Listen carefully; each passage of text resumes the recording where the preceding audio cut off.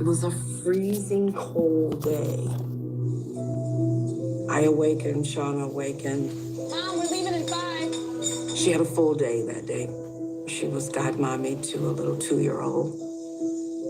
She had to drop Jermon off at daycare, and then she had 2 classes. Eat those things up, Jamon. That's all you're getting. From there, go and work a full-time shift at Taco Bell, then pick Jermon up from daycare. So I heard them downstairs shuffling around, getting ready. And soon she was out the door. Mom, we're leaving. And she was off for the day. Love you. She did call me later in the day. And I remember asking, "You okay?" She said, "Yes, ma'am." I said, "You sure?" She said, "Yes, ma'am." And that was about 2 in the afternoon. That was my last phone call with her. I got home around 5:15. As I pulled into the driveway, I saw her car was not there. I walked in the house. Nothing seemed out of place. And then the phone rang, and it was her boyfriend, Darren. He said, "Have you seen Shauna?" I said, "No." "Is she not with you?" No, ma'am. I haven't seen her at all today. Just then, Dee hears a beep. There's another call on the line. It was her godson's mother. Immediately, I heard distress in her voice. And I said, "Are you okay?" "Well, no. Shauna did not pick up Javon from daycare." Immediately, I'm thinking, okay, did something happen to her? Was there a car wreck? Was she not able to get to a phone? Then Dee remembers that Shauna's boyfriend, Darren, is still on the other line. I said, "So, you haven't talked to her, you haven't seen her." I said, "You know what? I need you over here. Get here in 5 minutes." I was waiting for him at the door. When he came in, I said, "Listen, I don't have time for foolishness. If something happened, talk." He said, "Miss D, I don't feel good. Something's not right." I said, "You're not kidding. No, you're right. Something is not right. Something is really not right." Darren searches the house, just in case. Meanwhile, Dee racks her brain trying to think of some place Shauna might have gone. I walk into the dining room. My mind is really blown over the fact that we cannot locate her, and we have not heard from her. Meanwhile, he gets up. I hear him walking down the hall.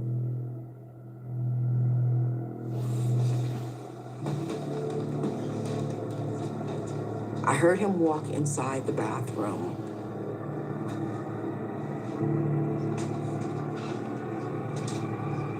And then I heard him scream.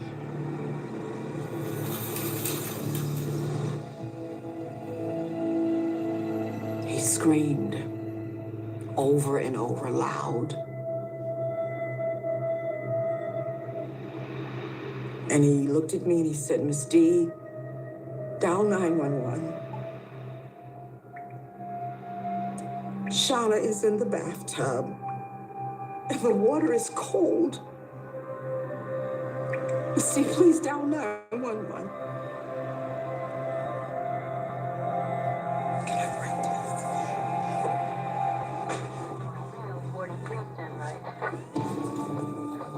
At 7:48 p.m., first responders arrive at the residence and immediately attempt to resuscitate Shauna.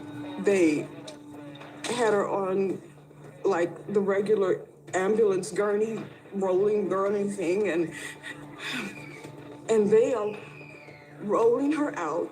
And I remember everyone kept saying, "D, you have got to calm down. You've got to stop screaming. Just be calm." And I remember thinking, she's gone, she's gone, she's gone, she's dead. An ambulance rushes Shauna and her mother to the hospital. Moments later, Charlotte PD arrives on the scene. Although Detective McFadden isn't immediately assigned to the case, he's at the crime scene that night. Every crime scene tells a story. So as homicide detectives, we stand back, look at the crime scene, and let the crime scene talk to us. So what I remember about Shauna Hawk's case, it wasn't like somebody rumbled through the house, or wasn't like somebody was fighting in the house. I remembered that the tub was full of water. There was a child's toy floating on the tub, but it didn't look like your usual crime scene. Very neat, very clean. If we didn't have the body at the hospital, I just think that somebody was coming home and running a bath.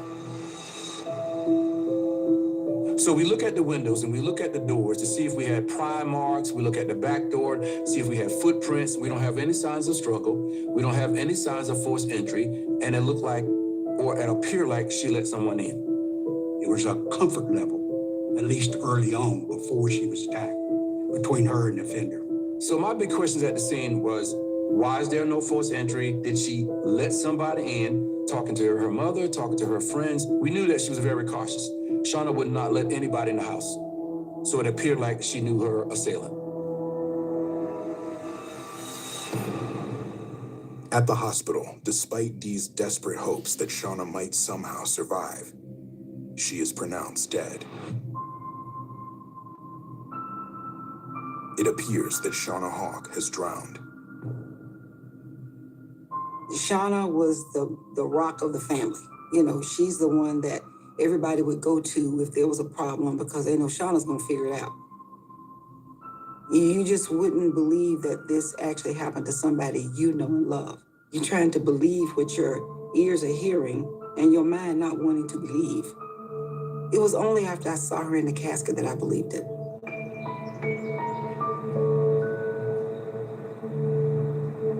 The next morning, Shauna's autopsy report comes in, and with it, some new information. Shauna was found fully clothed in the tub, and there's no physical trauma to indicate a sexual assault took place. The report shows that the cause of death wasn't drowning. Shauna's vocal cords are damaged, and there are bruises on her neck. Both signs point to strangulation. Murder with strangulation is personal. That person is up close and they're exhibiting a lot of anger, a lot of hate, and a lot of emotion in the strangulation. You actually looking into this person's eyes and strangling them to death. At the time, detectives scour every inch of the home for clues, collecting latent prints, hair fibers, and DNA samples. But they find no trace of the killer. As we started processing this scene, we will not only either identify some prints and stuff, but in cases where there's a cleanup involved, we'll see white marks that are much more visible. There was some white marks throughout the household in areas that would probably be touched by somebody coming into the house. This scene was very neat because the killer made the scene neat. So it appeared that nothing happened at the house. So whoever this killer was a professional, organized killer. This person knew what they were doing. The Shauna Hawk case has never left Detective McFadden's mind, although the two crimes are quite different. Following Brandy Henderson's murder, it's hard not to draw parallels. So now, I need to know, does this connect now Shauna's case to the Henderson case? On the Henderson crime scene, we have a young lady strangled in her apartment, very untidy, very unneat, probably a fight, probably a struggle, and then we have a child on the scene. As a detective, we looked at that scene, unorganized killing. On the Hawk case, we have a young lady strangled in the tub, very neat, very clean. Just the opposite. Two different scenes, maybe two different killers, but at this point, we do not know.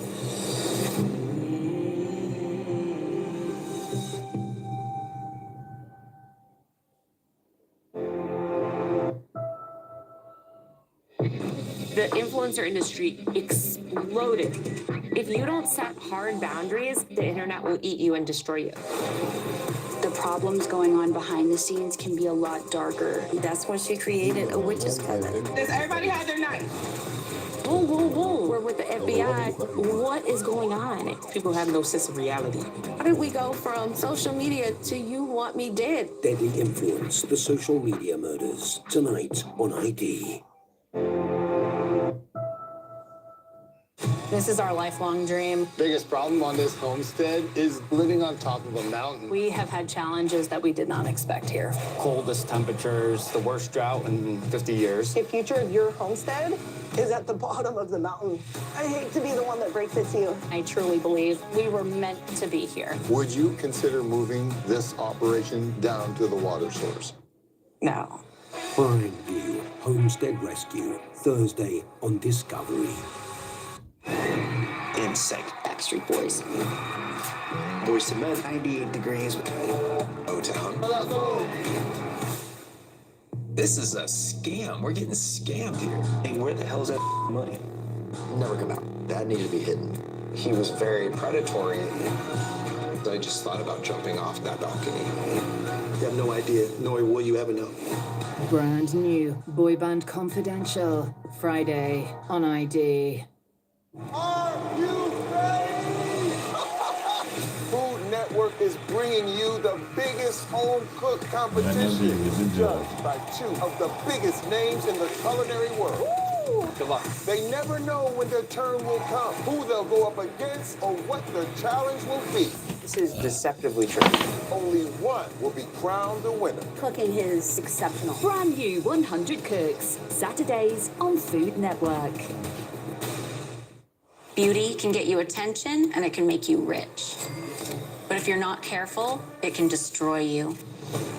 Jaron Lockhart was reported missing. We got a torso. Just evil. It's scary. Sometimes when you're a woman trying to make a name for yourself, you can become easy prey. Everyone's a suspect. You're a suspect. I'm a suspect.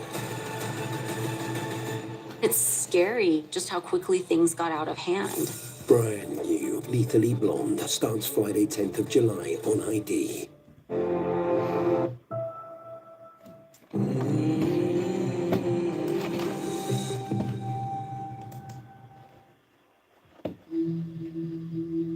In 1994, following the murder of Brandy Henderson, investigators in Charlotte, North Carolina begin to put together the puzzle pieces of an increasingly dark and disturbing picture. According to investigators, the killer is out there somewhere, and they feel certain, if given the chance, he could strike again. Brandy Henderson was strangled, and a year before her murder, so was Shauna Hawk. Early on in the Shauna Hawk case, suspicion fell on her boyfriend, Darren, who'd initially found her in the bathtub. So I'm looking at Darren as my suspect. And why did Darren's name came up? Well, the family members heard him talking about the incidents between him and Shauna, and some things were not consistent with what the family learned. And then there's the method of murder. Strangulation. Strangulation is rare. It's more commonly seen in domestic cases or cases where people have a relationship. Darryl can get in the house with no forced entry. There was food on the stove or being prepared, could have been entertaining Darryl. There was no forced entry to the house. She would have probably let Darren in. So from my opinion, you got some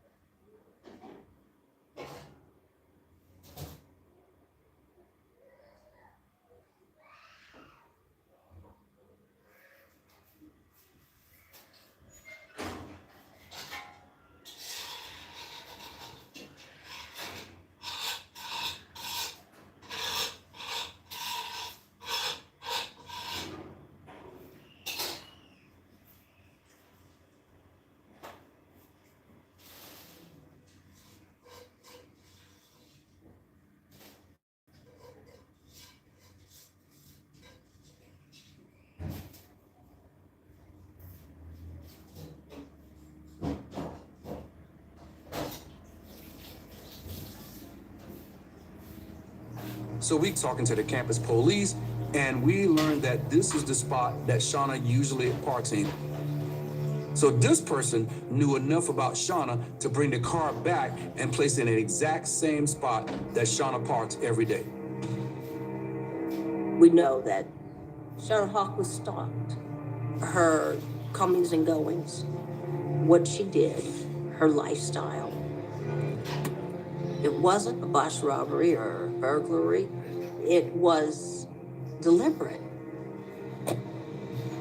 Now we have somebody who is watching their step and covering up their tracks. That's a cold, calculated killer. Despite the discovery of Shauna Hawk's car, the case again goes cold. But unbeknownst to police at the time, one clue in the case has gone unnoticed. One of Shauna's co-workers had actually disappeared a year earlier. Shauna Hawk was not the only unsolved case that we had at this time. Across the city, we have another young girl who was also missing, and we found out that she was a friend of Shauna Hawk's. Now, for me, that's odd. In the summer of 1992, 20-year-old Caroline Love, a friend and former co-worker of Shauna's, is reported missing. Caroline lived in East Charlotte. I lived in West Charlotte, and we all worked together at Bojangles. Two of us were inseparable. We would go to church. We went to school together, so, I mean, we're inseparable. On June 15th, Kathy takes 3 days off to celebrate her birthday. When she returns to work, she learns some frightening news. The manager pulled me aside and said, Caroline hasn't been to work in 3 days. And I'm sitting there dumbfounded, like, what? Caroline was the kind of person that would show up for work on time and work every day. This don't sound like her, you know? Something's definitely wrong.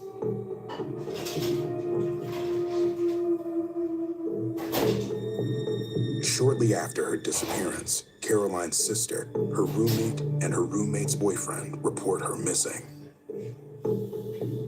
Initially, the only thing we had was she had left her place of employment and was going home. It was looked at right from the beginning as being highly suspicious. Detectives go to Caroline's home with her sister Kathy to look for clues.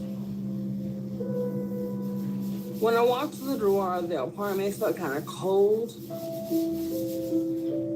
Very strange vibe to it.